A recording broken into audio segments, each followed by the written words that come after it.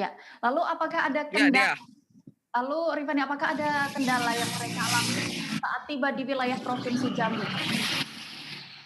Ya, dia. Ya, Rifani, apakah bisa mendengar saya? Ya, apa? Ya, lalu apakah mereka menemui sebuah kendala saat berjalan kaki di wilayah Provinsi Jambi? ya untuk kendala Komei Togu Simorangkir dan rekan-rekan tidak memiliki kendala. Bahkan dia mengungkapkan kepada Tribun Jambi, dia banyak menemukan orang-orang baik di Jambi yang bahkan telah membantu mereka dari membantu memberikan minuman maupun penginapan, yaitu di Kabupaten Merangin. Dia ditawarin untuk menginap di salah satu rumah warga yang melihat mereka berjalan kaki. Ya, dia. Ya, lalu terkait aksi jalan kaki, Rifani telah melakukan wawancara dengan salah satu aktivis yang menolak PT Toba Pulp Lestari ini, Togu Simorangkir. Berikut wawancaranya. Ini dalam rangka apa Bang perjalanan kita Bang dari Toba ke Jakarta nih Bang? Ya sebenarnya ajak tutup TPL ini, aksi jalan kaki tutup TPL dari Toba ke Jakarta itu hasil apa ya, reaksi dari kasus bentrokan antara perusahaan Toba Pulp Lestari dengan masyarakat adat di Natumingka di Kecamatan Borbor, Kabupaten Toba, Provinsi Sumatera Utara. Jadi waktu itu ada beberapa masyarakat adat yang terluka-luka akibat bentrokan dengan pihak perusahaan, dan pada saat itu sudah sangat sering memang terjadi konflik antara Toba Pulp Lestari dengan masyarakat adat, dan ya geram dan muak gitu terhadap perusahaan ini yang sudah 30 tahun merusak tatanan masyarakat baik adat maupun yang umum, lingkungan di ekosistem Danau Toba. Jadi makanya itulah latar belakang ada aksi ini. Kita ingin menyampaikan aspirasi kita kepada Bapak Presiden bahwa ya marilah kita jaga hutan yang tersisa gitu, jangan dihabisin. Mari kita jaga lingkungan, apalagi pemerintah sudah memprioritaskan Danau Toba sebagai kawasan pariwisata. Jadi tidak mungkin bisa pariwisata sejalan dengan perusahaan-perusahaan lingkungan. Jadi malam ini nginap di Sorolangun, dan ya kita juga apa ya, Tanah Bata itu 30 tahun dulu Sisingamangaraja 12 melawan penjajah, dan ternyata hingga saat ini penjajahan itu masih terjadi gitu oleh bangsa sendiri di daerah Sepio.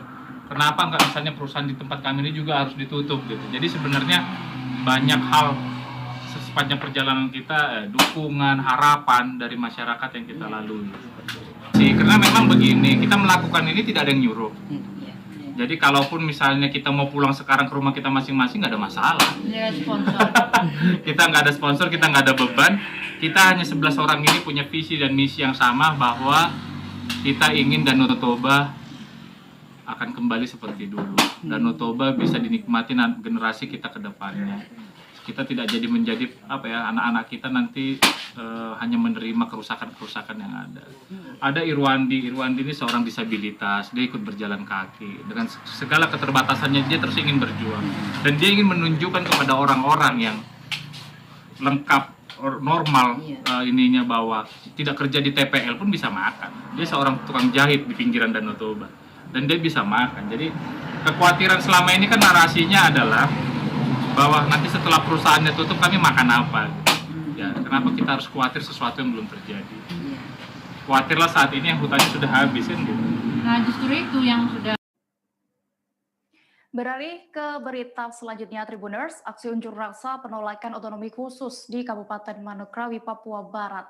Aksi tersebut dimulai sejak pukul 9 waktu Indonesia Timur hingga pukul 12:30 waktu Indonesia Barat pada hari ini Rabu 7 Juli 2021. Unjuk rasa itu diikuti sejumlah massa yang mengatasnamakan diri sebagai solidaritas mahasiswa dan rakyat Papua. Massa aksi memulai orasinya di depan Universitas Papua Manokwari. Mereka mempersoalkan sejumlah keputusan dan rencana pengesahan Otsus Jilid 2 untuk Papua dan Papua Barat. Para peserta aksi ini membawa sejumlah spanduk yang bertuliskan Otsus bukan solusi. Mereka juga menuangkan sejumlah pernyataan bahwa negara Indonesia harus mengembalikan kedaulatan rakyat Papua. Dan hingga membubarkan diri, mereka enggan untuk memberikan pernyataan kepada awak media lantaran kecewa tak ditemukan oleh wakil rakyat. Untuk informasi selengkapnya akan dilaporkan oleh rekan kami, wartawan Tribun Papua Barat, Safwan Asyari, yang sudah berada di lokasi. Halo, Safwan. Halo, Safwan, bisa mendengar saya? Iya, halo. Iya, Safwan, bisa dijelaskan hal apa yang membuat mahasiswa dan juga rakyat Papua ini menggelar aksi di Manokwari? Ya, Dea, dan juga Tribuners dimanapun Anda berada. Dapat saya kabarkan bahwa aksi yang dilakukan oleh sejumlah mahasiswa dan juga masyarakat di Manokwari, Papua Barat sendiri adalah buntut dari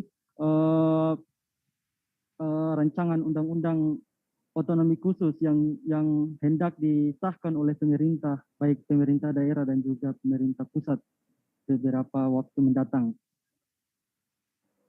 Ya, Sahwan. Lalu, apakah mereka sebelumnya ini berencana untuk menggelar aksi di mana saja, seperti itu?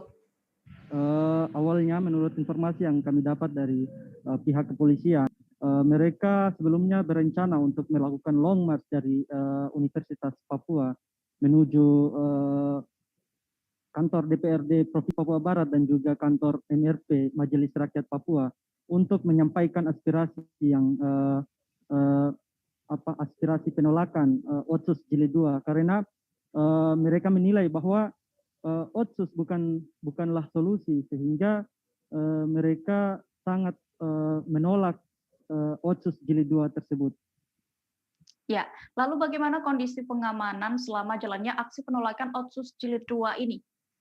Ya, selama pengamanan sendiri, Polresta Manokwari sendiri menurunkan sekitar 110 personil dan juga dibantu oleh satu SSK dari SST dari Polda Sabhara Polda Papua Barat dan juga Satuan Brimob Polda Papua Barat sebanyak 1 SST.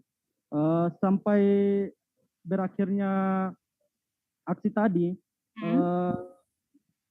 arus lalu lintas dan juga kondisi keamanan di Manokwari sendiri berjalan dengan aman dan lancar. Ya, baik, Sahwan, terima kasih untuk laporannya. Selamat kembali bertugas.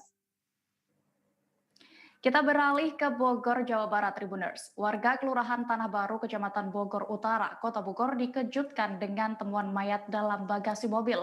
Peristiwa itu terjadi di sebuah bengkel kawasan Jalan Raden Kanan, Kelurahan Tanah Baru, Kecamatan Bogor Utara, Kota Bogor pada Selasa 6 Juli 2021 kemarin. Mayat itu ditemukan dalam keadaan tidak utuh dan sudah mengeluarkan bau tidak sedap. Mayat itu pertama kali dilaporkan oleh pengelola bengkel yang melapor kepada pihak RT. Mendapati laporan itu, Ketua RT 7 RW 4 Kelurahan Tanah Baru, Hamzah Sudrajat pun langsung mendatangi lokasi. Ia mengaku hanya melihat mayat dalam bagasi yang disimpan di dalam box kontainer tersebut dari kejauhan. Sosok mayat yang ditemukan disebut berjenis kelamin perempuan, namun belum diketahui identitasnya. Dan untuk informasi lengkapnya, sudah tersambung bersama saya rekan wartawan Tribun Bogor, Lingga Arfian, yang akan melaporkan. Halo Lingga.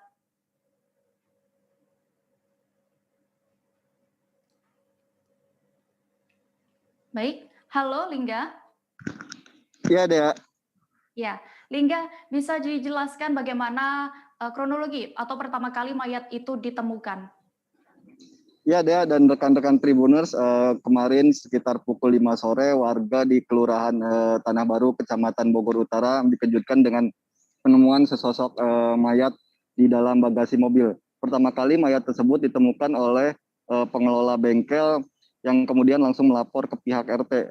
Awalnya pertama tidak diketahui siapa yang memarkirkan kendaraan tersebut, namun ketika pengelola bengkel membuka gerbang bengkel tersebut, tercium bau yang tidak sedap. Ketika diperiksa, rupanya berasal dari sebuah minibus berwarna hitam yang diparkir di area bengkel. Seperti itu. Saat dicek, kemudian dilihat ada sebuah box kontainer dalam bagasi mobil yang di dalamnya terdapat sosok mayat. Ketika itu pengelola pun langsung melaporkan kondisi tersebut kepada pihak RT, seperti itu, Dea.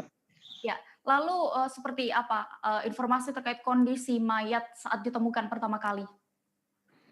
Ya, Dea, dari informasi yang kami dapatkan di lapangan bahwa kondisi mayat saat ditemukan sudah tidak bisa diidentifikasi. Artinya kondisi mayat bisa disebutkan antara sekitar ada seperti itu karena diperkirakan kondisi mayat berada di dalam box kontainer tersebut sudah sekitar 3 atau 4 hari yang lalu, seperti itu.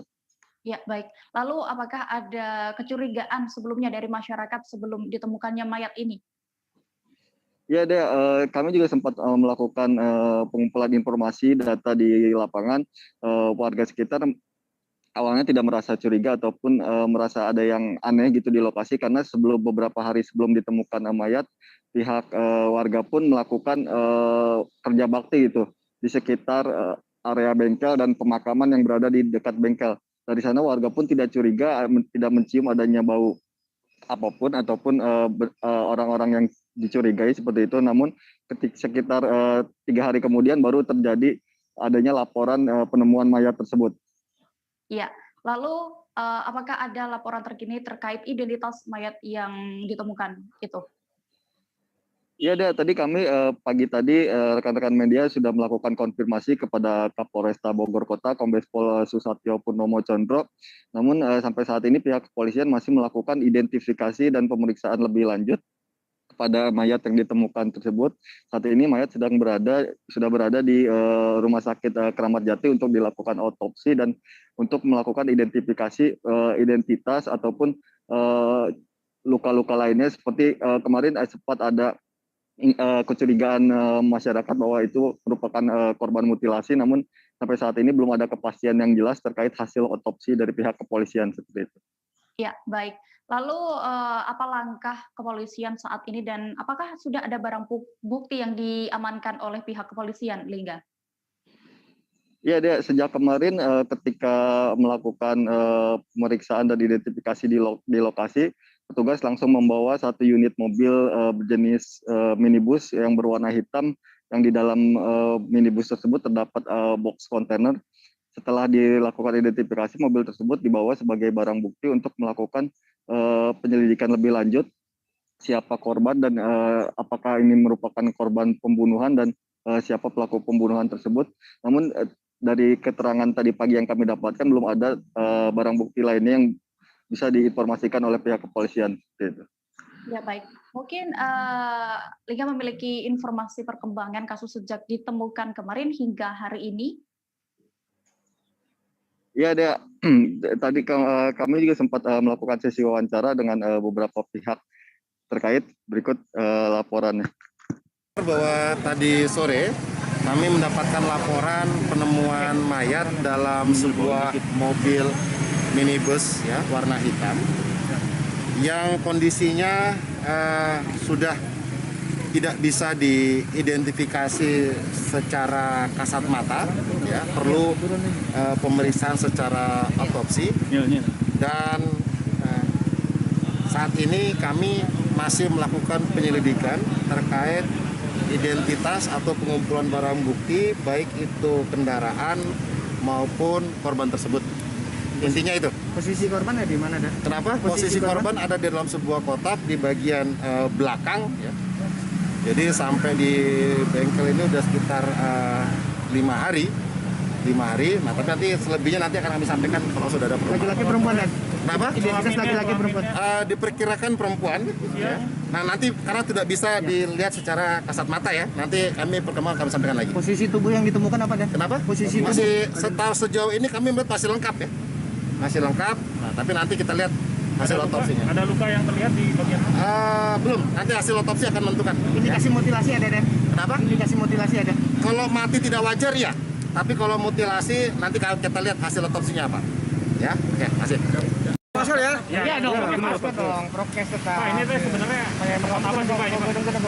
Ini bengkel mobil, Pak.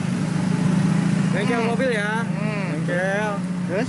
Ya udah, pengetahuan saya emang ini bengkel mobil, otosilin, gajah. Tadi Bapak dipanggil, Tadi masuk gimana? Saya masuk, saya dipanggil, Pak. Ditelepon sama yang punya pengelola bengkel, saya meluncur. Kalau saya nggak tahu pasti karena saya ya dibilang bau bangkai itu saya nggak kuat. Saya turun, keluar lagi. Kalau masalah cewek atau lakinya tadi ada sempat ngobrol juga sama pengelola bahwa yang mayat itu perempuan. Begitu. Cuman itu aja saya mau tahu. Pas Bapak lihat kondisinya gimana, Pak? Nah itulah saya bilang saya ngelihat. Kalau kondisi nggak apa-apa ya, nggak ngelihat soalnya nggak kuat bangkai, bawa bangkainya juga. Maaf aja. Disimpan di dalam mana, Pak? Nah, menurut berita di kontainer. Di dalam kontainer, mobilnya pun saya nggak tahu mobil apa. Kata bilangnya Avanza, tapi nggak tahu nomor berapa, nggak tahu. Tapi itu memang sudah dipotong mutilasi apa gimana, Bapak? Dengar mah mutilasi katanya. Dengar mah dimutilasi. Nggak tahu lah Pak, lebih baik saya lagi sepertinya yang nggak ada. Saya cuma kayak pengurus juga nggak tahu. Ya, ini bengkel beroperasi setiap harinya atau Operasi malah ditutup? biasa, operasi loh biasa, cuman pengurangan tenaga kerja. Jadi biasa namanya dia cuma sedikit. Jadi nggak ke handle. Dibiarkan dulu barangkali Pak. Itulah. Begitu aja. Ya, Pak RT. Nuhun. Nama siapa Pak RT? Saya Hamzah Sudrajat. Tribuners, kami akan kembali seusai jeda berikut ini. Tetaplah di Live Update. Oke, apa kabar Bang Aris di sini untuk strateginya? Kalau saya sendiri di Jumip 37 ini yang semalam baru mulai, Apa yang saya dirasakan udah Kak Fernita? Sebenarnya aku nggak ngerasa itu penangkapan atau penggerebegan atau apapun itu. Karena gini loh, posisinya aku Kriteria. lumayan. Jadi kita mengenal disebut dengan stroke yang tidak berdarah dengan stroke yang berdarah.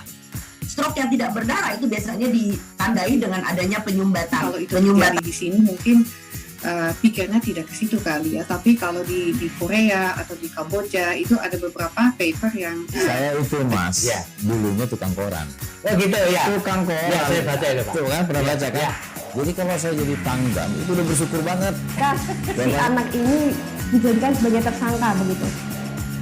Ya, kalau ini kita bicara yang di luar kasus Sebongombo ya. Dengan nama hujan shower, di mana terdapat batas jelas antara daerah hujan dan tidak hujan yang biasanya terjadi pada fase awal mature stage atau tahap berbahaya dewasa. itu Kang. Jadi mulai artinya terjadinya perlembekan. Nah itu untuk penetrasi akan sulit. Gitu ya. Dok, saya ini menurut saya memang tidak mudah, bukan urusan tanah diambil.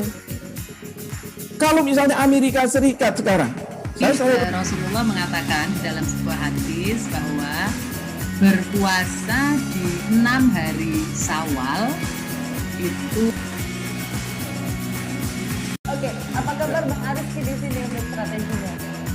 Kalau saya sendiri di Jumip 37 ini yang semalam baru mulai, Apa yang saya dirasakan udah Kak Fernita? Sebenarnya aku nggak ngerasa itu penangkapan atau penggerebegan atau apapun itu. Karena gini loh, posisinya aku Kriteria. lumayan. Jadi kita mengenal disebut dengan stroke yang tidak berdarah dengan stroke yang berdarah. Stroke yang tidak berdarah itu biasanya ditandai dengan adanya penyumbatan. Kalau itu terjadi di sini mungkin pikirnya tidak ke situ kali ya, tapi kalau di Korea atau di Kamboja itu ada beberapa paper yang saya itu Mas, ya, dulunya tukang koran. Oh gitu ya. Tukang koran. Ya, saya baca itu Pak. Tuh kan pernah baca kan? Ya. Jadi kalau saya jadi tanggam itu udah bersyukur banget.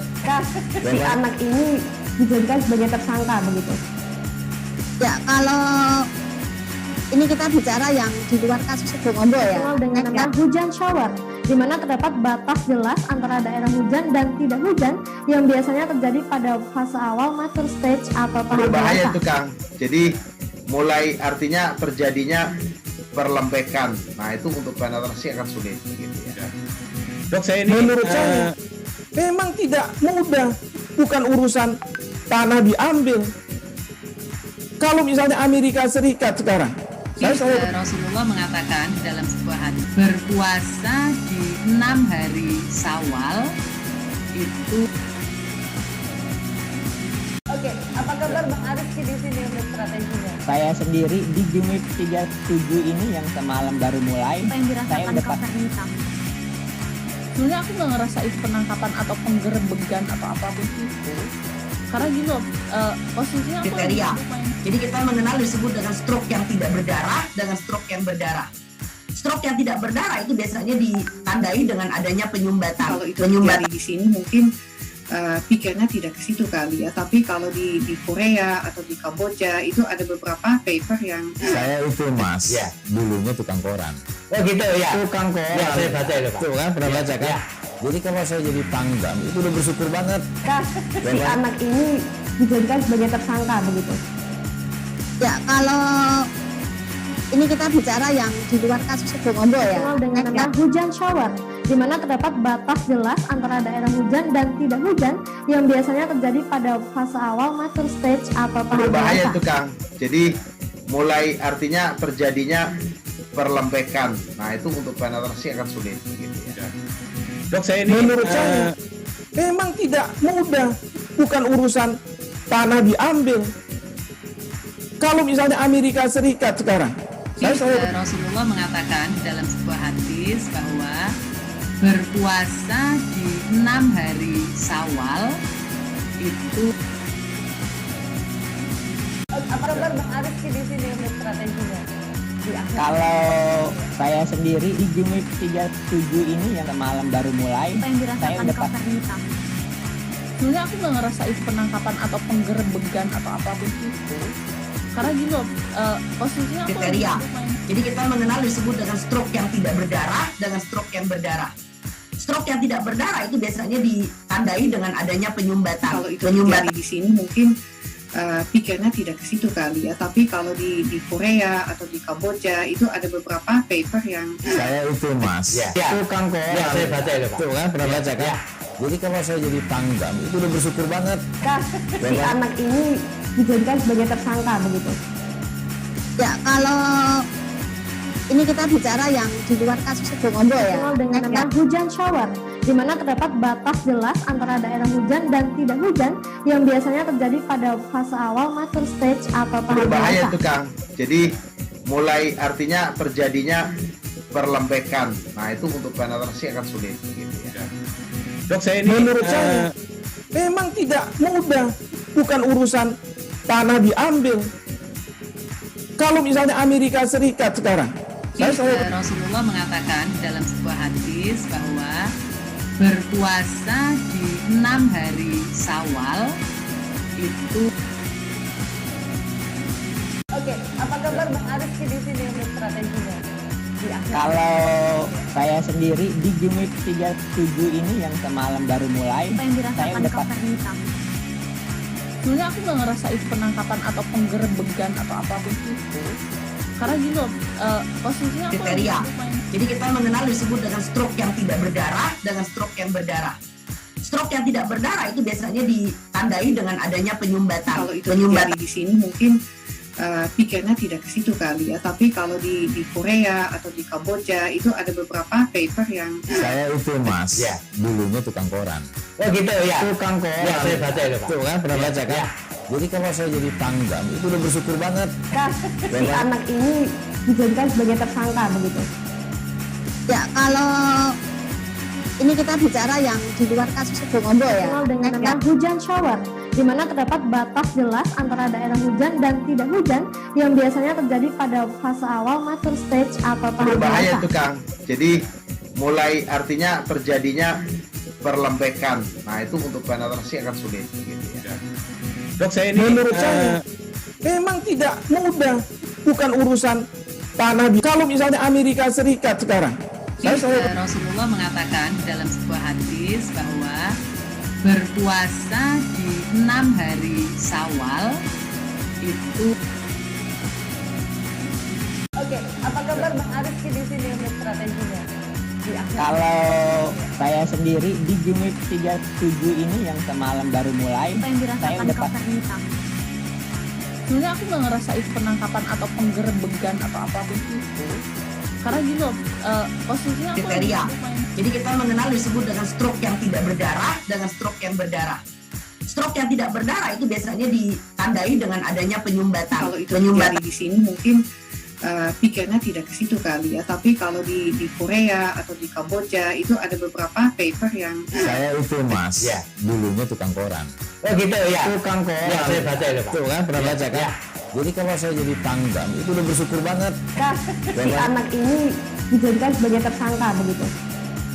Ya, kalau Ini kita bicara yang di luar kasus Sebongombol ya. Dengan nama hujan shower, di mana terdapat batas jelas antara daerah hujan dan tidak hujan yang biasanya terjadi pada fase awal mature stage atau tahap Berbahaya dewasa. itu Kang.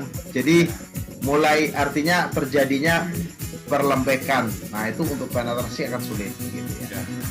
Dok, menurut saya memang tidak mudah, bukan urusan tanah diambil. Kalau misalnya Amerika Serikat sekarang, Rasulullah mengatakan dalam sebuah hadis bahwa berpuasa di 6 hari Syawal itu. Oke, apa kabar Bang Ariski di sini untuk strateginya? Kalau saya sendiri di Jumik 37 ini yang semalam baru mulai, Apa yang saya dirasakan udah Kak Fernita? Sebenarnya aku nggak ngerasa itu penangkapan atau penggerebegan atau apapun itu. Karena gini loh, posisinya aku Kriteria. Jadi kita mengenal disebut dengan stroke yang tidak berdarah dengan stroke yang berdarah. Stroke yang tidak berdarah itu biasanya ditandai dengan adanya penyumbatan. Kalau itu terjadi di sini mungkin pikirnya tidak ke situ kali ya, tapi kalau di Korea atau di Kamboja itu ada beberapa paper yang Saya itu Mas, dulunya tukang koran. Oh gitu ya. Tukang koran. Ya, saya baca itu Pak. Tuh kan, pernah baca kan? Jadi kalau saya jadi tanggam, itu udah bersyukur banget. Si anak ini dijadi. Tribuners masih bersama saya di Live Update. Berita selanjutnya dari Kupang. Sebanyak 15 daging ayam beku dari Surabaya ditahan petugas stasiun karantina pertanian kelas 2 ND wilayah kerja Labuan Bajo. Saat diperiksa, belasan ton daging ayam beku itu diketahui dalam keadaan baik. Namun lantaran tidak memiliki surat izin, daging-daging itu kemudian dipulangkan kembali ke daerah asalnya, yakni Surabaya, Jawa Timur. Pemulangan belasan ton daging ayam beku yang tiba di Labuan Bajo pada Selasa 29 Juni 2021 lalu itu dilaksanakan di Pelabuhan Feri Labuan Bajo. Penolakan dan pemulangan itu merupakan tindakan teknis sesuai dengan Undang-Undang Nomor 21 Tahun 2019 tentang karantina hewan, ikan, dan tumbuhan. Pasalnya, terdapat 2 dokumen yang tidak dimiliki oleh perusahaan pengirim daging ayam beku itu sehingga dipulangkan kembali. Dan untuk informasi detailnya, sudah terhubung bersama saya rekan wartawan Pos Kupang, Rifani Halim yang akan melaporkan. Halo Rifani. Halo rekan Dea, ya ini dengan Gesio di Labuan Bajo. Oh iya, baik, mohon maaf. Mohon maaf Gesio, baik. Bagaimana kronologi hingga 15 ton daging ayam beku ini dipulangkan ke Surabaya, Gesio? Baik, selamat sore untuk rekan Dea, selamat sore untuk Tribuners. Kronologi singkat terkait soal penahanan hingga penolakan berujung pada pemulangan sekitar 15 ton daging beku ini dilakukan oleh Stasiun Karantina Pertanian kelas 2 ND wilayah kerja Labuan Bajo di Pelabuhan Feri pada Selasa 29 Juni 2021 lalu. Saat diminta kepada pihak pengirim, ternyata terdapat 2 dokumen yang tidak dilengkapi pada waktu itu, sehingga pihak Stasiun Karantina meminta kepada pihak pengirim maupun juga penyedia jasa untuk selama 3 hari setelah kejadian itu untuk melengkapi dokumen. Namun sayang hingga batas waktu yang diberikan kepada mereka ternyata tidak dilengkapi, sehingga pada Senin kemarin 7 Juli 2021 dilakukan penolakan serta pemulangan 15 ton daging ayam beku dari Surabaya tersebut. Kembali. Ya, baik, thank you. Lalu apa saja sebenarnya dokumen yang tidak lengkap, yang tidak dimiliki perusahaan pengirim ayam itu tadi?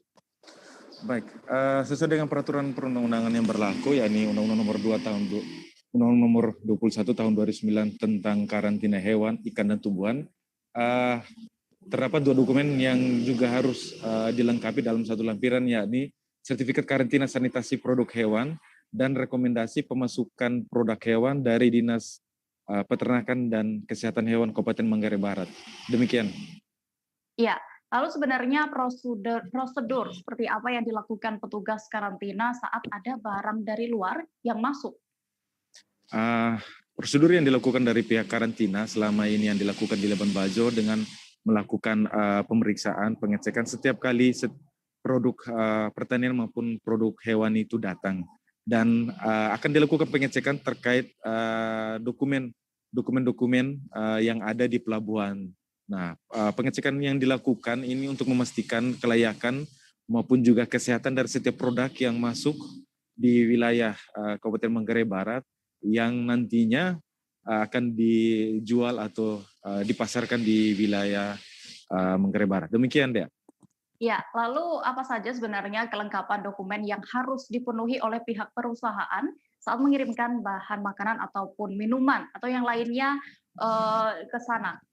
Nah, baik untuk dokumen yang harus dilengkapi, terdapat sejumlah dokumen di antaranya sertifikat pelepasan karantina hewan, sertifikat veteriner dari daerah asal, surat jalan, laporan hasil uji laboratorium terhadap produk, sertifikat halal, izin pemasukan atau pengeluaran produk pangan asal dari daerah asal. Selain itu, kembali lagi 2 dokumen tadi yang telah saya sebutkan sebelumnya, ini sertifikat karantina sanitasi produk hewan dan surat rekomendasi pemasukan produk hewan. Nah, dokumen ini merupakan prasyarat yang harus dilengkapi baik oleh pihak pengirim maupun juga penerima jasa, sehingga memastikan produk mereka ini dapat beredar secara legal di wilayah Kabupaten Manggarai Barat. Demikian rekan Dea. Ya, Decio. Lalu bagaimana tanggapan pihak pengirim saat belasan ton daging ayam beku itu harus dipulangkan kembali? Baik, dapat dilaporkan. Awalnya pihak penerima jasa enggan atau menolak penolakan yang dilakukan oleh pihak stasiun karantina. Namun karena tidak melengkapi dokumen yang harus dilengkapi tersebut, maka pihak stasiun karantina pun dengan tegas melakukan penolakan dan juga melakukan pemulangan. Dan hal ini pun telah disetujui secara bersama sehingga pada Senin kemarin telah dilakukan penolakan maupun juga pemulangan. Kedepannya jika dalam tenggang waktu yang diberikan ini semua dokumen-dokumen itu telah dilengkapi, maka produk tersebut bisa didatangkan kembali di wilayah Labuan Bajo. Demikian, Dea. Ya, baik, DCO. Tribuners, rekan kami tadi juga sudah sempat melakukan wawancara bersama Kepala Stasiun Karantina Pertanian Kelas 2 ND, Insinyur Kostan MM. Berikut wawancaranya. Hari ini dilakukan kegiatan penolakan daging sebanyak 15 ton dengan menggunakan KM Cakalang menuju Surabaya lewat nanti dia melalui Sape, Nusa Tenggara Barat, terus langsung nanti ke pelabuhan Potatano, Sape, Kayangan, langsung nanti ke Surabaya. Nah, itu nanti penolakan daging ayam beku sebanyak 15 ton. Ya. Kalau untuk dokumen yang tidak mereka miliki itu dokumen apa saja, Bapak? Nah, dokumen yang tidak mereka miliki yaitu merupakan dokumen sanitasi kesehatan hewan atau KH12 gitu. Ya, sertifikat karantina hewan dari daerah asal. Oh ya. Dan juga surat rekomendasi dari Dinas Peternakan Kabupaten Manggarai Barat ya, Bapak. Nah, dari Rekom pemasukan dari Surabaya ada, Rekom pemasukan dari Manggarai Barat belum ada.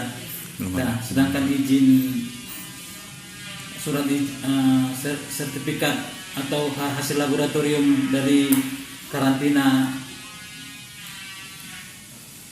hasil laboratorium dari Surabaya ada. Oh, Surabaya ada. Siap. Nah, dan halal, izin halalnya ada, tapi sertifikat kesehatan KH12 dari daerah asal belum ada. Tidak ada. Siap. Tapi secara fisik daging beku tadi itu bagus ya kalau mau dilihat itu. Ya, bagus, dia masih bagus karena dia dibuat dalam pendingin Bapak kan. Dalam truk refrigerator. Jadi suhunya dia sudah diatur, dia tetap bagus dia. Awalnya memang target untuk dijual di Labuan Bajo ya, Bapak? Ya, awalnya tadinya untuk dijual di Labuan Bajo. Seandainya tadi mereka tetap melakukan penolakan, berarti dimusnahkan ya, Bapak? Kalau tidak mau mereka penolakan pada hari ini, rencana ya besok dimusnahkan. Kita beralih ke Kalimantan Barat, Tribuners. Gelaran Pilkada Gubernur Kalimantan Barat masih menunggu beberapa tahun mendatang. Namun euforia dari sejumlah partai politik di Kalimantan Barat sudah mulai terasa. Sejumlah parpol di Provinsi Kalimantan Barat ini sudah menyiapkan para ketua partainya di tingkat daerah untuk maju ke perhelatan Pilkada Gubernur tahun 2024. Sejumlah parpol sudah mulai menyiapkan sejumlah strategi untuk menyambut tahun politik 2024. Hal itu dilakukan guna mempersiapkan kader dan juga pengurus parpol untuk siap bertarung di pilkada mendatang. Untuk informasi detailnya, sudah terhubung bersama saya rekan wartawan Tribun Pontianak, Rido Panji Pradana yang akan melaporkan. Halo Rido. Halo Dea. Ya Rido, bisa dijelaskan partai apa saja yang telah menyiapkan ketua partainya untuk maju ke Pilgub Kalbar 2024 mendatang? Oke, terima kasih Dea. Untuk di Provinsi Kalimantan Barat, walaupun memang kita ketahui pilkada akan ada lagi di tahun 2024, namun semua partai sudah menyiapkan para ketua partainya Dea. Ada Partai PDI Perjuangan, ada Partai Amanat Nasional, ada Golkar hingga dengan PKB Dea yang sudah menyiapkan para ketua partainya maupun para internal untuk maju di Pilgub 2024. Ya, Rido. Lalu sebenarnya dalam rangka apa mereka sudah mengajukan para ketuanya padahal gelaran pilkada mendatang masih lama ya akan digelar? Pengajuan ini Dea atau pengusulan para ketua partai maupun kader ini dalam rangka pasca konsolidasi partai Dea. Konsolidasi partai itu dalam rangka Rakerda, Rakercap atau Musab sebuah partai politik. Ya, baik Rido. Lalu siapa saja mereka yang sudah dicalonkan, ditunjuk untuk menjadi ketua? Untuk sampai dengan hari ini ya, ada Partai PDI Perjuangan yang mengusulkan ketua DPD-nya, yaitu Lazarus, yang juga ketua Komisi 5 DPR RI. Untuk Partai Amanat Nasional, ada ketua DPW PAN-nya, yaitu Boyman Harun, yang juga anggota Komisi 5 DPR RI. Kemudian ada Partai Golkar, untuk Maman Abdurrahman, yang juga pimpinan Komisi 7 DPR RI. Kemudian di Golkar ini agak menarik ya, karena Maman tidak ingin mengusung diri sendiri. Ada juga nama lain seperti Rian Nursan yang wakil gubernur sekarang, kemudian ada Sabasa Anantatur yang wakil ketua DPRD Provinsi Kalbar sekarang, ada Adrianus Asiasidor yang juga anggota DPR RI, dan Bupati Ketapang Provinsi Kalbar, Martin Rantan ya. Ya Rido, lalu bagaimana dengan petahana di sana Rido? Petahana dalam hal ini Gubernur Kalbar Sutarmiji belum menyiapkan atau belum ada tanda-tanda untuk membahas tentang Pilgub Kalbar ya. Namun salah satu partai pengusung Sutarmiji pada Pilkada 2018 yaitu PKB sempat mengatakan berpotensi tidak akan di koalisi yang lama dia. Namun diketahui bahwa Sutarmiji ini sebelumnya juga pernah di Partai P3 dia. Di kesempatan Partai P3 kemarin, Miji mengatakan dia tidak perlu menjadi pengurus karena dia sudah bagian besar dari P3. Begitu dia. Ya, terima kasih Rido untuk laporannya dari Kalimantan Barat. Selamat bertugas kembali. Beralih ke Solo, Jawa Tengah, Tribuners. Lonjakan kasus COVID-19 di sejumlah daerah di Indonesia membuat lokasi isolasi kini kian menipis. Begitu pula dengan rumah sakit di Kota Solo, Jawa Tengah yang kini seluruhnya sudah tidak memungkinkan untuk menerima pasien isolasi. Mengatasi itu, pemerintah Kota Solo pun berencana untuk mengubah fasilitas publik menjadi tempat isolasi terpusat bagi pasien COVID-19. Informasinya, ada 8 lokasi publik, yakni sekolah yang digunakan sebagai tempat isolasi pasien COVID-19. 8 tempat isolasi terpusat ini dibagi menjadi 2 tingkat, yakni tingkat Kota Solo dan juga kecamatan. Selain itu, pemerintah juga akan menambah 1 lokasi khusus untuk pasien ibu hamil, anak di bawah 14 tahun, dan juga orang berkebutuhan khusus. Informasi lengkapnya akan dilaporkan oleh rekan wartawan dari Tribun Solo, Christine yang berada di lokasi. Halo, Christine. Halo, Dea. Ya, Christine, bisa dijelaskan mengapa bangunan sekolah ini akhirnya dijadikan sebagai lokasi isolasi terpusat di Kota Solo? Baik, untuk rencananya pada hari ini ataupun mendatang, dari pihak kepolisian dan juga Pemkot Kota Solo menyatakan bahwa adanya isolasi terpusat bagi pasien COVID-19 pada hari ini dengan 8 lokasi yang digunakan. Dari 8 lokasi itu digunakannya karena adanya kapasitas rumah sakit yang ada di Kota Solo sudah penuh dan tidak memungkinkan lagi untuk dilakukannya isolasi di rumah bagi warga yang terkena COVID-19 itu sendiri. Iya, baik Christine. Lalu ada berapa sekolah yang akan dijadikan tempat isolasi ini? Untuk sekolah ada 6, akan tetapi karena jumlahnya ada 8, dari 8 itu dibagi menjadi 2, yaitu isolasi terpusat bagi Kota Solo dan isolasi terpusat bagi tingkat kecamatan. Dan untuk tingkat Solo ada 2, yakni Solo Teknopark dengan kapasitas 80 orang tempat tidur, sudah terisi 73 tempat tidur, dan 2 Geraha Wisata, yaitu gedung serbaguna yang dengan kapasitas 150 tempat tidur, dan saat ini masih belum dipersiapkan kelengkapannya, akan tetapi akan dilakukan kelengkapan oleh pihak pemerintah Kota Solo. Dan untuk 6 SD ini nanti, SD dan SMP ada SD 2 Semara, SDN 8 Surakarta, SDN 25 Surakarta, SDN 19 Surakarta, dan SDN 11 Surakarta, dan terakhir SDN Cengklik 1 dan 2. Dan dari 6 SD ini kapasitasnya diperkirakan lebih dari 100 lebih tempat tidur yang akan dipergunakan. Ya, baik. Ya. Berarti untuk setiap sekolah dari 8 tempat tadi, seluruhnya akan lebih dari kapasitas yang tadi Anda sebutkan itu ya? Iya, baik. Untuk kapasitasnya mulai dari 140 hingga 171. Akan tetapi dari kapasitas itu sendiri, ada yang sudah terisi dan ada yang sudah dilakukannya persiapan dan belum dilakukannya pengisian oleh warga ataupun yang terpapar COVID-19 itu sendiri. Mengingat pada saat ini isolasi mandiri masih terbagi dengan di rumah ataupun di isolasi terpusat di Teknopark ataupun di Donohudan, Boyolali. Namun dari pantauan ataupun saat di lokasi SDN Cemara 2 juga kemarin sudah dilakukannya pengangkutan dari Puskesmas Gilingan, maksudnya Puskesmas Gajahan menuju ke SDN Cemara 2 itu nanti sekitar 21 pasien COVID-19 tanpa gejala yang sudah diantar menggunakan bis dari pihak kepolisian Polresta Surakarta. Iya, Christine. Terima kasih untuk informasinya. Selamat kembali bertugas. Beralih ke berita selanjutnya dari Madura Tribuners, pemerintah Kabupaten Sampang memperketat pembatasan interaksi di wilayah pasar tradisional. Hal itu dilakukan dengan mewajibkan para pedagang dan juga pengunjung untuk menunjukkan sertifikat vaksin saat memasuki pasar. Kebijakan itu dilakukan untuk mensukseskan pemberlakuan pembatasan kegiatan masyarakat atau PPKM Darurat Jawa Bali COVID-19 di Kota Bahari hingga 20 Juli mendatang. Sekretaris Daerah Kabupaten Sampang, Yuliadi Setiawan menyebut satu di antara tempat yang menjadi atensi khusus dalam penerapan PPKM ini adalah pasar. Lantaran pasar merupakan tempat yang memiliki aktivitas tinggi atau berkerumun sehingga paling besar berpotensi sebaran COVID-19. Lalu untuk detail informasinya, saya sudah terhubung dengan rekan wartawan Tribun Madura, Hanggara Pratama yang akan melaporkan. Halo Hanggara.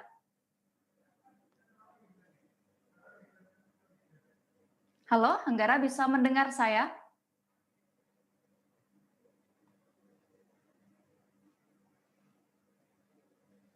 Halo, Hanggara?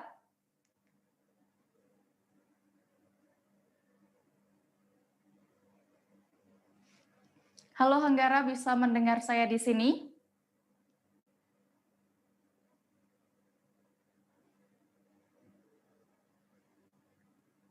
Bagaimana Hanggara? Sudah bisa mendengar saya?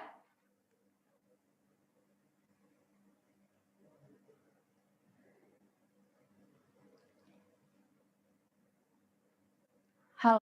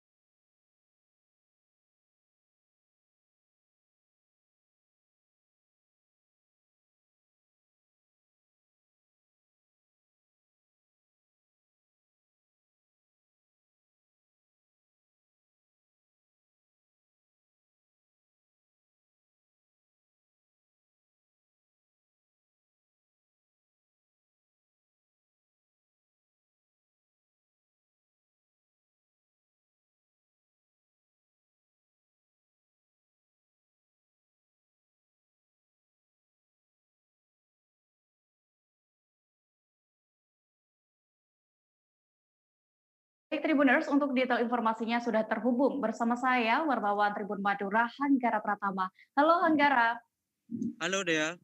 Hanggara, bisa dijelaskan bagaimana untuk pedagang dan juga pengunjung pasar yang tidak bisa menunjukkan sertifikat vaksin, apakah bisa tetap memasuki pasar itu?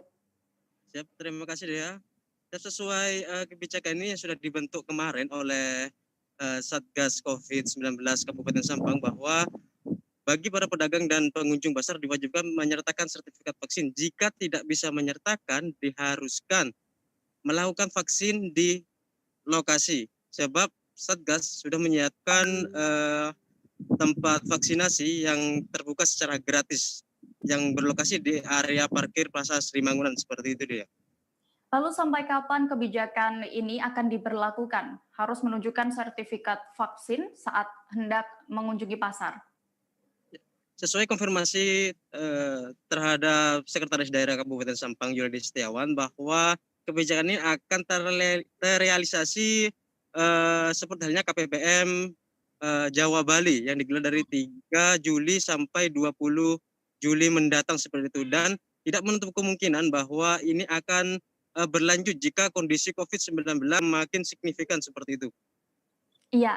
Lalu bagaimana kondisi atau suasana di hari pertama wajib vaksin bagi pedagang dan juga pengunjung pasar ini? Ya, menurut pantauan di lokasi, bahwa petugas tadi pagi menyasar sejumlah pedagang di Pasar Sri Mangunan, bahwa para petugas meminta sertifikat vaksin yang dimiliki oleh para pedagang. Dan beberapa pedagang sempat tidak memiliki, sehingga langsung digiring ke posko vaksinasi, seperti itu. Dan tidak ada suatu permasalahan ketika penggiringan tersebut. Ya, baik Hanggara, terima kasih untuk informasinya. Selamat kembali bertugas. Baik Tribuners, kami akan kembali seusai jeda berikut ini. Tetaplah di Live Update.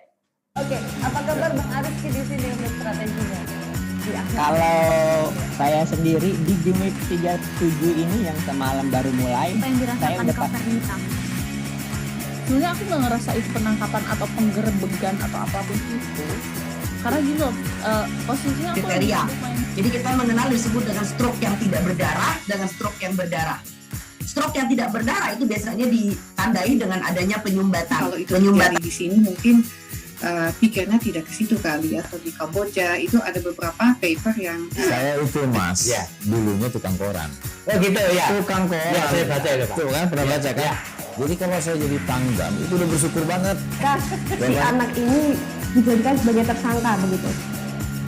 Ya, kalau ini kita bicara yang di luar kasus Bongombo ya. Dengan nama hujan shower, di mana terdapat batas jelas antara daerah hujan dan tidak hujan yang biasanya terjadi pada fase awal mature stage atau tahap berbahaya dewasa. itu Kang. Jadi mulai artinya terjadinya perlembekan. Nah itu untuk penetrasi akan sulit. Gitu ya. Dok, saya ini menurut saya memang tidak mudah, bukan urusan tanah diambil. Kalau misalnya Amerika Serikat sekarang, Rasulullah mengatakan dalam sebuah hadis bahwa berpuasa di 6 hari Syawal itu. Oke, apa kabar Bang Ariski di sini untuk strateginya? Kalau saya sendiri di Jumik 37 ini yang semalam baru mulai, saya udah sebenarnya aku nggak ngerasa itu apapun itu, karena gini loh, posisinya aku kriteria. Jadi kita mengenal disebut dengan stroke yang tidak berdarah dengan stroke yang berdarah. Stroke yang tidak berdarah itu biasanya ditandai dengan adanya penyumbatan. Kalau itu terjadi di sini mungkin pikirnya tidak ke situ kali ya. Tapi kalau di Korea atau di Kamboja itu ada beberapa paper yang saya itu mas ya dulunya tukang koran. Oh gitu ya, tukang koran. Ya, saya baca itu Pak. Tuh kan pernah baca kan? Si anak ini dijadikan sebagai tersangka begitu. Ya, kalau ini kita bicara yang di luar kasus Bongombo ya. Dengan nama hujan shower, di mana terdapat batas jelas antara daerah hujan dan tidak hujan yang biasanya terjadi pada fase awal mature stage atau tahap berbahaya dewasa. itu Kang. Jadi mulai artinya terjadinya perlembekan. Nah itu untuk penetrasi akan sulit. Gitu ya. Dok, saya ini menurut saya memang tidak mudah, bukan urusan tanah diambil. Kalau misalnya Amerika Serikat sekarang, Rasulullah mengatakan dalam sebuah hadis bahwa berpuasa di 6 hari Syawal itu. Oke, apa kabar Bang Arif di sini untuk strateginya? Kalau saya sendiri di Jumip 37 ini yang semalam baru mulai, saya udah sebenarnya aku nggak ngerasa itu penangkapan atau penggerebegan atau apapun itu, karena gini loh, posisinya aku kriteria. Jadi kita mengenal disebut dengan stroke yang tidak berdarah dengan stroke yang berdarah. Stroke yang tidak berdarah itu biasanya ditandai dengan adanya penyumbatan. Kalau itu terjadi di sini mungkin pikirnya tidak ke situ kali ya, tapi kalau di Korea atau di Kamboja itu ada beberapa paper yang saya itu Mas, ya, dulunya tukang koran. Oh gitu ya. Tukang koran. Ya, saya baca itu Pak. Tuh kan pernah baca kan? Ya. Jadi kalau saya jadi pangdam itu udah bersyukur banget. Si anak ini dijadikan sebagai tersangka begitu. Ya, kalau ini kita bicara yang di luar kasus Sebongombo ya. Dengan nama hujan shower, di mana terdapat batas jelas antara daerah hujan dan tidak hujan yang biasanya terjadi pada fase awal mature stage atau tahap berbahaya basah. itu Kang. Jadi mulai artinya terjadinya perlembekan. Nah itu untuk penetrasi akan sulit. Gitu ya. Dok, menurut saya memang tidak mudah, bukan urusan tanah diambil. Kalau misalnya Amerika Serikat sekarang, Rasulullah mengatakan dalam sebuah hadis bahwa berpuasa di 6 hari Syawal itu. Oke, apa kabar Bang Arif di sini untuk strateginya? Kalau saya sendiri di Jumip 37 ini yang semalam baru mulai, saya udah sebenarnya aku nggak ngerasa itu penangkapan atau penggerebegan atau apapun itu, karena gini loh, posisinya aku kriteria. Jadi kita mengenal disebut dengan stroke yang tidak berdarah dengan stroke yang berdarah. Stroke yang tidak berdarah itu biasanya ditandai dengan adanya penyumbatan. Kalau itu terjadi di sini mungkin pikirnya tidak ke situ kali ya, tapi kalau di Korea atau di Kamboja itu ada beberapa paper yang saya itu Mas, ya, dulunya tukang koran. Oh gitu ya. Tukang koran. Ya, saya baca itu Pak. Tuh kan pernah baca kan? Ya. Jadi kalau saya jadi pangdam itu udah bersyukur banget.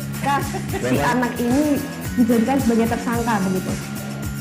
Ya, kalau ini kita bicara yang di luar kasus Sebongombo ya. Dengan nama hujan shower, di mana terdapat batas jelas antara daerah hujan dan tidak hujan yang biasanya terjadi pada fase awal mature stage atau tahap berbahaya basah. itu Kang.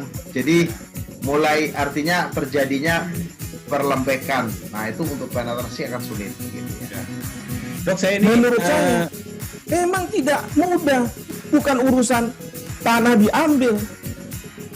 Kalau misalnya Amerika Serikat sekarang, Rasulullah mengatakan dalam sebuah hadis bahwa berpuasa di 6 hari Syawal itu. Oke, apa kabar Bang Arif di sini untuk strateginya? Kalau saya sendiri di Jumip 37 ini yang semalam baru mulai, saya udah sebenarnya aku nggak ngerasa itu penangkapan atau penggerebegan atau apapun itu, karena gini loh, posisinya aku kriteria. Jadi kita mengenal disebut dengan stroke yang tidak berdarah dengan stroke yang berdarah. Stroke yang tidak berdarah itu biasanya ditandai dengan adanya penyumbatan. Kalau itu terjadi di sini mungkin pikirnya tidak ke situ kali ya, tapi kalau di Korea atau di Kamboja itu ada beberapa paper yang saya itu Mas, ya, dulunya tukang koran.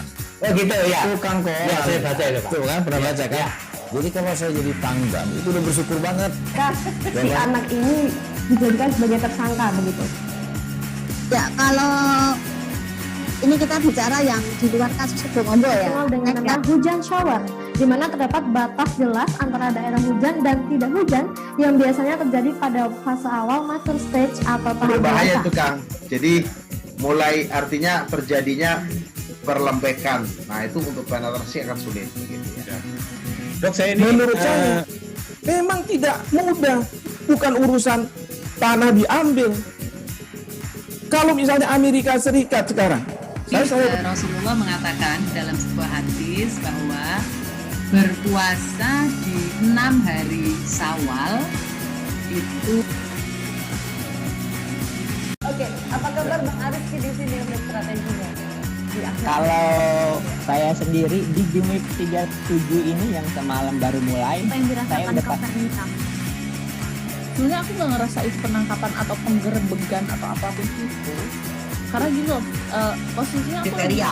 Jadi kita mengenal disebut dengan stroke yang tidak berdarah dengan stroke yang berdarah. Stroke yang tidak berdarah itu biasanya ditandai dengan adanya penyumbatan. Kalau itu terjadi di sini mungkin pikirnya tidak ke situ kali ya. Tapi kalau di Korea atau di Kamboja itu ada beberapa paper yang Saya itu Mas, dulunya tukang koran. Oh gitu ya. Tukang koran. Ya, saya baca itu, Pak. Tuh kan, pernah baca kan? Ya. Jadi kalau saya jadi pangdam, itu udah bersyukur banget. Si anak ini dijadikan sebagai tersangka begitu.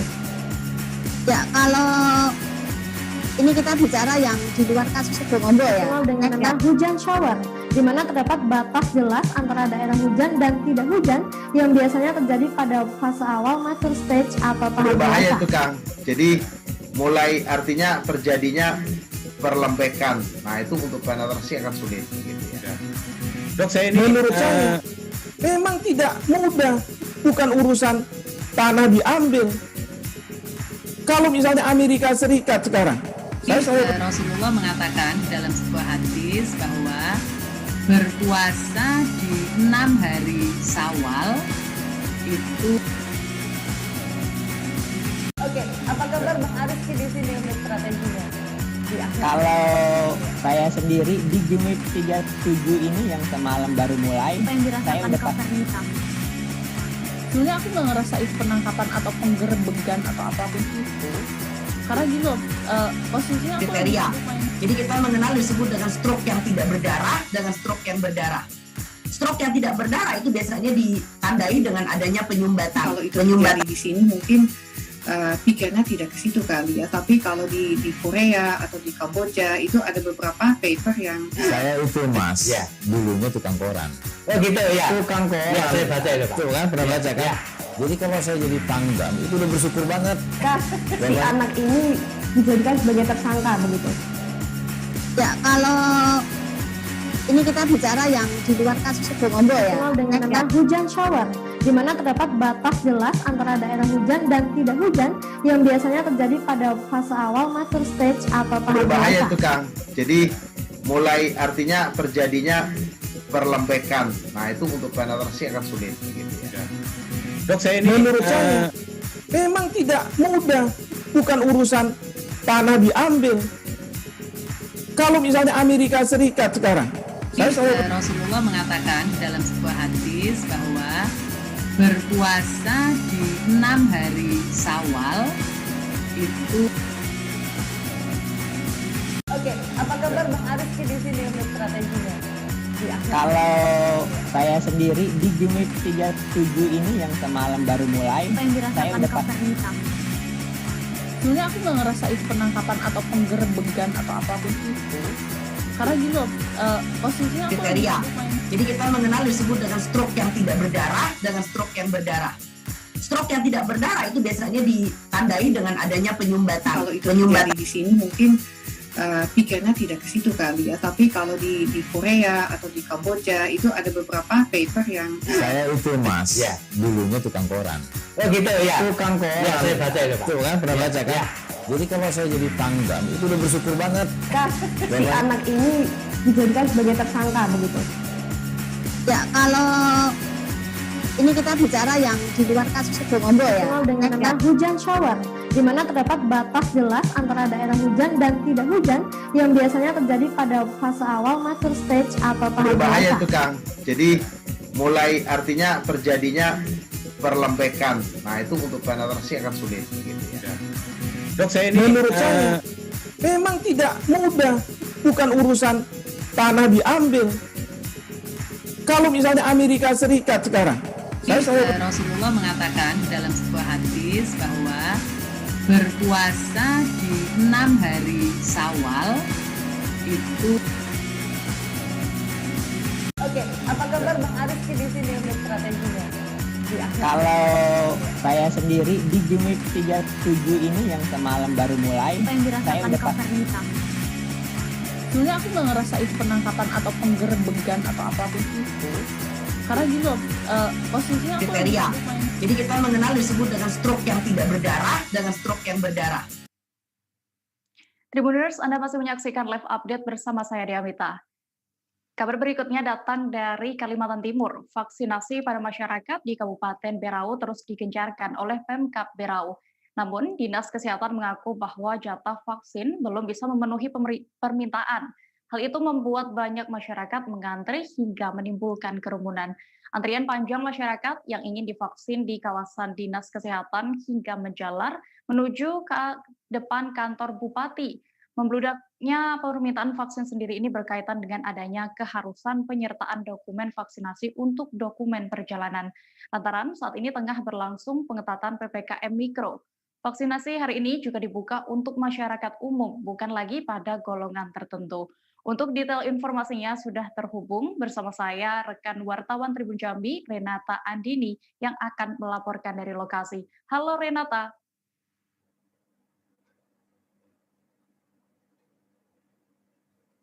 Halo Renata. Selamat siang rekan Dea di studio. Ya, selamat siang Renata. Baik, bagaimana vaksinasi ini digelar, dibuka kepada siapa saja, Renata, bisa dijelaskan? Oke, sebelumnya terima kasih rekan Dea. Di sini benar sekali pada 7 Juli 2021 pagi tadi, Dinas Kesehatan Berau memang membuka kembali pelaksanaan vaksin, tapi terkhususnya kepada masyarakat umum yang sebenarnya sudah diperbolehkan sejak 1 Juni kemarin. Sebelumnya, Kepala Dinas Kesehatan Berau, Iswahyudi, memang menjelaskan bahwa vaksin di Berau sendiri diperuntukkan kepada golongan tertentu, yakni golongan tenaga pendidik untuk persiapan PTM di 13 Juli nanti, serta golongan lansia. Tapi sekarang sudah memasuki di kalangan masyarakat umum ya. Tapi pelaksanaan ini juga menjadi prioritas Pemkab Berau untuk meningkatkan sasaran vaksin di Berau sendiri. Gitu deh. Ya Renata. Lalu sebenarnya berapa banyak hari ini masyarakat yang antusias untuk pelaksanaan vaksinasi ini dan juga berapa jumlah ketersediaan vaksin sendiri?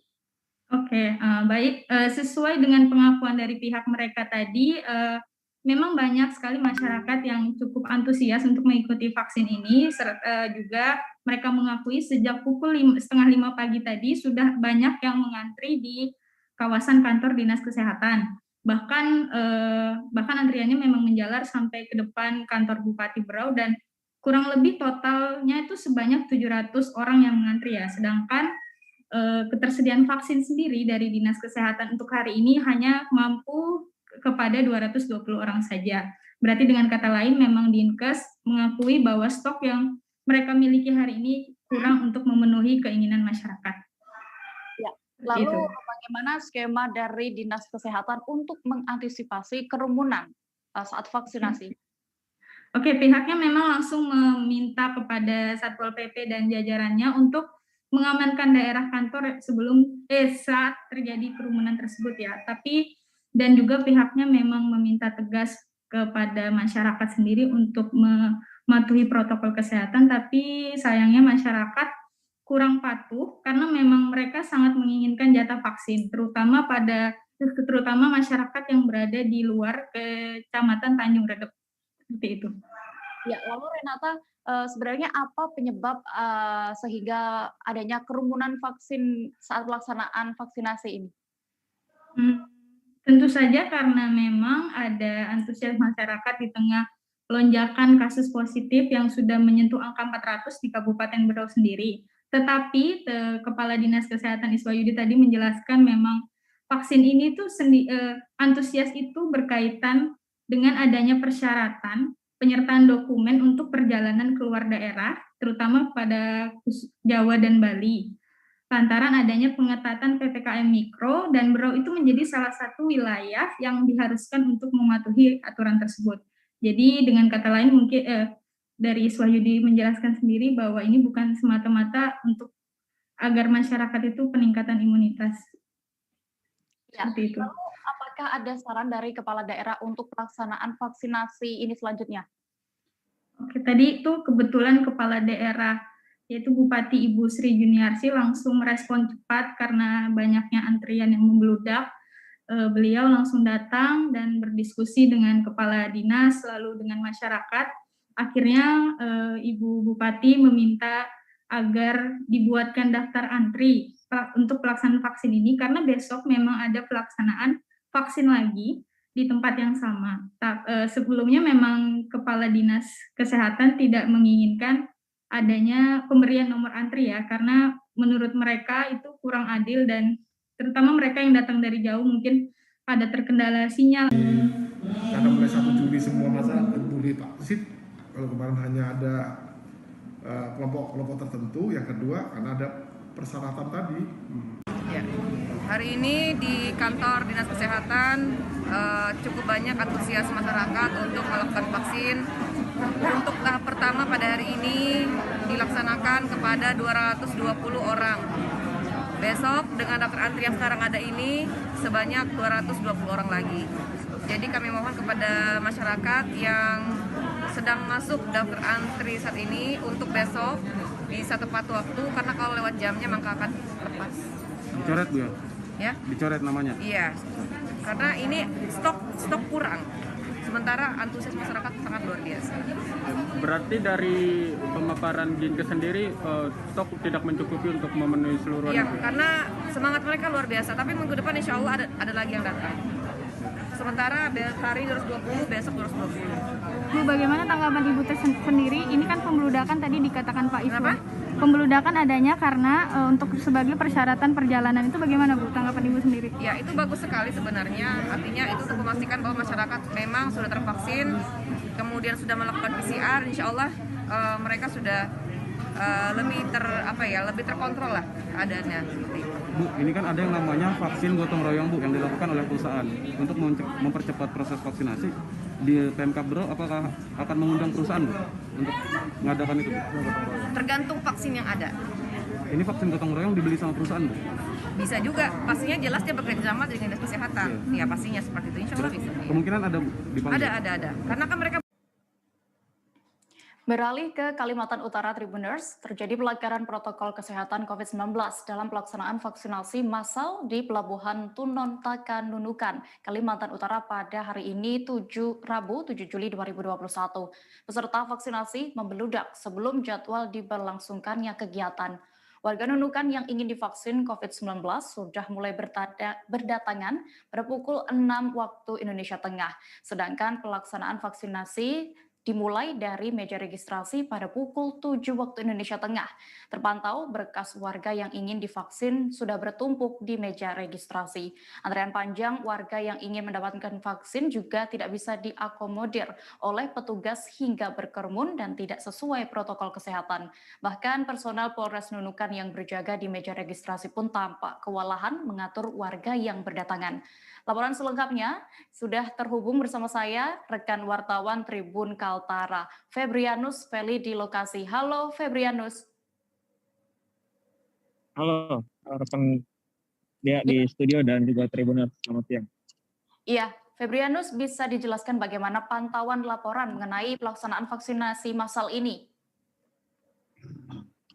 Ya, hari ini Polres Nunukan kembali menggelar vaksinasi massal yang kedua kalinya. Sebelumnya sempat dilakukan di Gor dengan target 500 orang. Sebelumnya untuk hari ini peruntukan vaksin yang sudah direncanakan oleh Polres Nunukan berjumlah 350 orang atau 35 vial. Namun karena animo masyarakat sangat tinggi sehingga ditambah 10 vial. Sehingga total vaksin yang digunakan hari ini adalah 45 vial atau untuk sasaran 450 orang. Dan dari pantauan di lapangan sejak pagi tadi, warga Nunukan sudah berdatangan di Pelabuhan Tunon Takan Nunukan dari pukul 6, sementara pelaksanaan vaksinasi sendiri dimulai pukul 7, dimulai dari meja registrasi. Dan tampak di lapangan memang sempat kerumunan terjadi dan petugas pengamanan sendiri dari Polres Nunukan sedikit kewalahan dalam mengakomodir masyarakat yang berdatangan di lokasi vaksin. Ya, Febri. Baik Febri, lalu tadi sempat Anda sebutkan bahwa vaksinnya akan ditambah. Nah, ditambah berapa dan juga berapa sebenarnya sasaran awal vaksin ini? Baik, sasaran awal untuk vaksin itu adalah sebanyak 350 orang atau 35 vial. Namun karena melihat warga yang begitu antusias dengan untuk mendapatkan vaksinasi sehingga ditambah 10 vial atau 100 orang, sehingga total hari ini adalah 450 orang.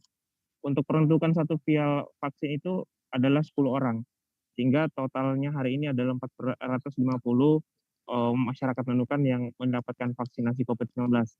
Namun tadi juga dari perkiraan di lapangan oleh Kabak Humas Polres Nunukan, AKP Muhammad Karyadi memperkirakan justru masyarakat yang datang melebihi dari target yang sudah disepakati mereka, sehingga dari pantauan di lapangan ada sekitar hampir 1.000 warga Nunukan yang berdatangan di lokasi vaksinasi. Namun untuk informasi dari Dinas Kesehatan Nunukan bahwa masyarakat yang hari ini tidak mendapatkan vaksinasi akan dilakukan vaksinasi berikutnya sembari menunggu pasokan vaksin dari pemerintah pusat. Dea. Iya, Febri, apakah ada peserta vaksinasi pagi tadi yang hari ini belum sempat mendapatkan vaksinasi? Lalu bagaimana selanjutnya? Baik. Pagi tadi sebelumnya bahwa Polres Nunukan di luar daripada dugaan mereka, karena sebelumnya hanya menyiapkan 450 sasaran, namun yang terjadi adalah lonjakan dari masyarakat Nunukan yang berdatangan di lokasi vaksinasi, sehingga upaya yang dilakukan pemerintah daerah adalah mengumpulkan dulu terlebih dahulu identitas para peserta vaksin, nanti akan diprioritaskan bagi mereka yang datanya sudah terkumpul pada vaksinasi berikutnya. Namun sampai sekarang belum diketahui kapan dan berapa jumlah vaksin yang akan dipasok daripada pemerintah pusat. Upaya yang dilakukan pemerintah daerah adalah sampai sekarang menunggu pasokan vaksinasi dari pemerintah pusat. Begitu deh. Ya, baik Febrianus. Tribuners tadi juga sudah sempat melakukan wawancara dengan Kepala Bagian Humas Polres Nunukan AKP Muhammad Karyadi mengenai vaksinasi hari ini. Berikut wawancaranya. Pimpinan melalui Presiden yang disampaikan oleh Bapak Kapolri. Kemarin kita juga melakukan video conference 2 hari yang lalu bersama langsung dipimpin oleh Pak Kapolri, didampingi Pak Kapolri, kemudian Asop, dan ada lantas, semua terkait dengan kegiatan vaksinasi. Polres Nunukan sudah melakukan kegiatan 2 kali nih. Yang pertama kemarin tanggal 25 kemarin ya, 26 di GOR dengan target sekitar 600. Kemudian hari ini kita alhamdulillah kita melakukan kegiatan yang kedua, itu dengan antusias yang sangat luar biasa ini. Dari pagi jam 07.00 masyarakat sudah berdatangan. Target kita hari ini sekitar 400. Sedangkan jumlah berkas ini kan sudah melebihi. Ini kami sampaikan kepada masyarakat ya, untuk informasi berikutnya akan digelar kembali serbuan vaksin ini. Nanti kita sampaikan kembali kepada masyarakat. Kapan tuh? Ya, kita masih koordinasi dengan Polda ya, karena vaksin itu adalah merupakan stok dari Polda, jadi kita tinggal melaksanakan Polda. Antusias masyarakat ini kan tadinya 4.000, kalau vaksinnya berapa nih? Ya, antusias masyarakat ini, animo masyarakat ini kalau saya lihat sekarang sudah menyadari ya pentingnya pencegahan COVID ini, itu melalui tahapan-tahapan vaksinasi pertama dan kedua. Ini mungkin kalau kita lihat hampir sekitar 600-an ya, lebih. Kemudian target kita hari ini 400 ya, jadi mohon maaf kita sampaikan kepada masyarakat untuk sabar, tetap akan diberikan vaksinasi. Terkait dengan jadwal mungkin nanti kita sampaikan kepada masyarakat baik melalui media sosial, dari para Babin Kamtimas, Babinsa yang ada di kelurahan masing-masing. Sasarannya 400 nih, tapi kalau sudah melebihi target, bagaimana nanti antusias masyarakat? Sempat ada demo atau apa? Ya, saya pikir masyarakat sudah ini ya, sudah paham. Bagi masyarakat Indonesia kan orangnya santun ya, memahami ya. Beralih ke Sumatera Utara Tribuners, pemerintah Kota Medan melaunching vaksinasi khusus anak usia 12 hingga 17 tahun hari ini pada Rabu 7 Juli 2021. Vaksinasi dilaksanakan di Gedung PKK Kota Medan, Jalan Rotan Proyek Kelurahan Petisah Tengah, Kecamatan Medan Petisah. Dinas Kesehatan Kota Medan untuk bisa memvaksin 500 hingga 1.000 anak setiap harinya. Peluncuran vaksinasi ini merupakan awal untuk resmi dilakukannya vaksinasi anak di sentra-sentra vaksinasi yang ada di Kota Medan. Adapun sentra-sentra vaksinasi di Kota Medan tersebut yakni sentra vaksinasi BUMN di Eks Bandara Polonia, puskesmas yang ada di Kota Medan, serta sentra vaksinasi TNI Polri. Untuk mengetahui informasi lebih detailnya, sudah bergabung bersama saya rekan wartawan Tribun Medan, Rehtin, yang akan memberikan laporannya. Halo Rehtin. Halo Dea. Baik, Rehtin, bisa dijelaskan seperti apa situasi peluncuran vaksinasi anak usia 12 hingga 17 tahun di Kota Medan ini?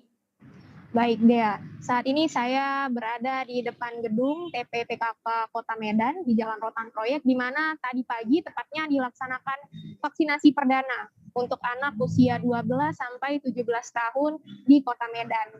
Dan vaksinasi ini merupakan peluncuran vaksinasi anak di Kota Medan untuk kemudian dimulai esok hari akan dilakukan vaksinasi anak di sentra-sentra vaksinasi yang ada di Kota Medan. Dan berdasarkan pantauan di lapangan dari pagi, pelaksanaan vaksinasi untuk anak usia 12 sampai 17 tahun ini dilakukan dengan penerapan protokol kesehatan yang sangat ketat dan juga pembatasan peserta. Hal ini dikarenakan Kota Medan termasuk ke dalam 43 kabupaten kota yang menerapkan pengetatan PPKM Mikro, sehingga Wali Kota Medan Bobi Nasution menginstruksikan agar pelaksanaan vaksinasi anak maupun pelaksanaan vaksinasi umum dilakukan dengan penerapan protokol kesehatan yang ketat dan jangan sampai melakukan kerumunan. Jadi tadi pagi itu dilaksanakan untuk 10 orang anak saja secara simbolis, dan akan resmi dibuka mulai besok. Begitu rekan Dea. Iya, lalu berapa target vaksinasi anak dan juga vaksinasi dewasa pemerintah Kota Medan per harinya?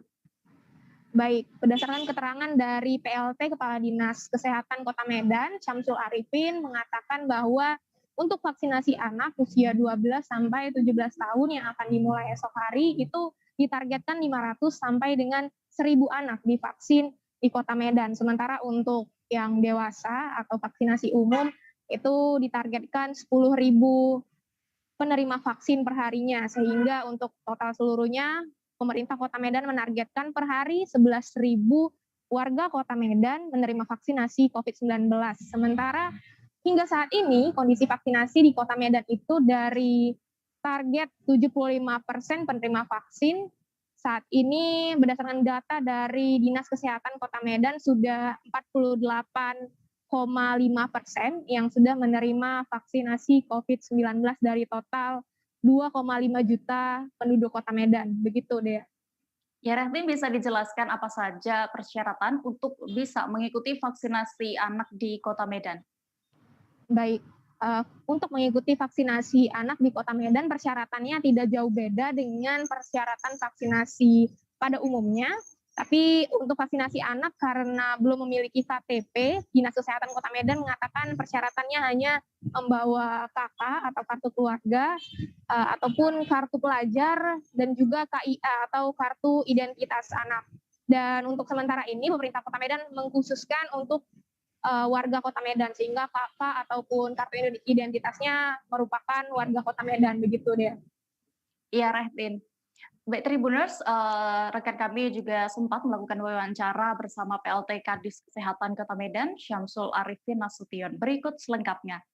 Kita untuk hari ini ada berapa sebagai simbolis dan kita bakal menargetkan berapa per hari, Pak? Alhamdulillah hari ini kita akan mulai launching perdana untuk vaksin usia 12 sampai 18 tahun yang akan dilakukan oleh Pak Wali Kota. Jadi pada hari ini kita hanya sebagai simbolis saja untuk 10 orang anak. Ini kita layani dulu. Nanti target kita tiap bulan, mungkin tiap hari mungkin sesuai dengan nafas malam kita 500 sampai 1.000 orang anak. Untuk fasilitasnya sendiri apa Pak? Ada perbedaan atau tidak? Fasilitas sama semua, kegiatan sama, Ya, cuma nanti hanya ada tambahan karena ini tahap 3 ya. Kita udah masuk tahap 3, usia 12-18 tahun dan ibu hamil dan ibu menyusui juga. Tapi kita sekarang launching dulu yang untuk anak sekolah. Ini koordinasinya untuk data gimana Pak sama Distrik Pak? Nah, koordinasi data kita tetap koordinasi dengan provinsi, dengan Kemenkes. Data semua data kita kirim ke provinsi dan ke Kemenkes. Persyaratannya apa untuk anak-anak? Untuk anak-anak ini persyaratannya seperti sama dengan vaksin yang lain, ya cuma di umur dan boleh membawa salah satu atau banyak. Kalau udah 17 dan punya KTP boleh, kalau nggak boleh bawa kartu pelajar atau sekarang ada kartu identitas anak. Kalau nggak ada juga kartu keluarga boleh datang ke fasilitas kita. Di puskesmas pun sekarang udah bisa melayani. Sedikit ulang lagi Pak, padat kan Pak terkait target per hari berapa, hari ini simbolis berapa, dan kedepannya ini akan ditambah lagi dari target 10.000 yang diucapkan Pak Wali kemarin? Ya, kita akan menambah sekitar 1.000 lagi per hari, jadi mungkin target kita akan tambah 11.000 per hari. Jadi mungkin syarat-syaratnya tadi ya, KTP, kalau yang udah 17 tahun dan punya KTP, kartu pelajar boleh, kartu identitas anak boleh, atau kartu keluarga. Salah satunya boleh dibawa nanti ke fasilitas kita. Berarti besok udah mulai Pak untuk vaksinasi besok anak? Kita mulai. Kita akan ikut terus program pemerintah. Kita harapkan tetap tertib karena sekarang ini angka COVID juga akan meningkat. Kita harapkan datang dengan tertib dan antri ke puskesmas atau ke sentra-sentra vaksin kita. Kita banyak, ada vaksin BUMN, ada TNI, ada Polri, dan ada organisasi sosial juga ada. Kita banyak di beberapa tempat. Kalau